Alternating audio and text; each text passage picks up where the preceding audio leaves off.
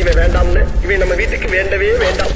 சேகர் பாபு தமிழக மக்கள் இவருக்கு வச்சிருக்கிற பேரு ஸ்னேக் பாபு. ஏன்னா பொசுக்கு பொசுக்குன்னு எல்லார் கால்லையும் விழுந்து பர்பி தேட ஆரம்பிச்சிருவாரு. இவரோட வாழ்நாள்ல இவர் செஞ்ச பெரிய சாதனை என்னலாம்னா துர்கா ஸ்டாலின் கால்ல விழுந்தது, ஸ்டாலின் கால்ல விழுந்தது, ஸ்டாலினோட செருப்பை எடுத்து கொடுக்கிறது, ஸ்டாலினுக்கு செருப்பா இருக்கிறது. இப்படி முக ஸ்டாலின் குடும்பத்துக்கு பணிவிட செய்யறத மட்டுமே முழு நேர வேலையா பார்த்துட்டு வராரு சேகர் பாபு. ஆனா இவர் ஒழுங்கா வேலை செய்ய வேண்டிய அறநிலையத்துறைக்கு கீழே இருக்கிற கோவில்கள் என்ன நிலைமையில இருக்குன்னு தெரியுமா? பாபநாசம் கோவிலில் மின் கட்டணம் செலுத்தாததால் மின் இணைப்பு துண்டிக்கப்பட்டுள்ளது. மதுரை மீனாட்சி அம்மன் கோவில் நிர்வாகம் மின்சாரத்தை பயன்படுத்தியதற்கான 1 கோடி ரூபாய்க்கு மேலான நிலுவைத் தொகை செலுத்தவில்லை என்பதால் இந்த ஆண்டு மின்சாரம் வழங்க வாய்ப்பில்லை என விழுப்புரம் பவர் ஹவுஸ் பகுதியில் கட்டப்பட்டிருந்த கோவிலை அகற்றப்பட்டு வரக்கூடிய சூழலில்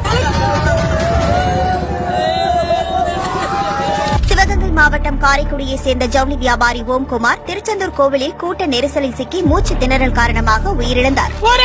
வீடியோ எடுத்து போடுறாங்க, எல்லாருமே வீடியோ எடுத்து போடுறாங்க. நாங்க என்ன பண்ண ஊத்துற கொடுத்துட்டு உட்காந்துருக்கோம். இங்க மத்த வசதி இல்ல, வசதி இல்ல.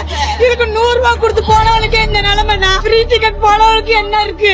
அறநிலையத்துறை மூலம் தமிழக கோவில்களின் வளங்களை கொள்ளையடித்து கோவில்கள் நிதியை சுரண்டியும் சரிவர கோவில்களை பராமரிக்காமல் சீரழித்து அதிகாரத்தை கையில் வைத்துக் கொண்டு கோவில்களை இடிப்பது என பல இந்து விரோத செயல்களை மேற்கொண்டுட்டு திராவிட மாடல் ஆட்சி ஒரு ஆன்மீக ஆட்சி என பொய் பிரச்சாரம் மேற்கொள்கிறார். இந்து சமய அறநிலைத்துறை அமைச்சராக இருந்து கொண்டு கோவில்களை புறந்தள்ளி திமுகவின் முதல் குடும்பத்திற்கு கொத்தடிமை வேலை பார்க்கும் இந்த அமைச்சர் நமக்கு தேவையா?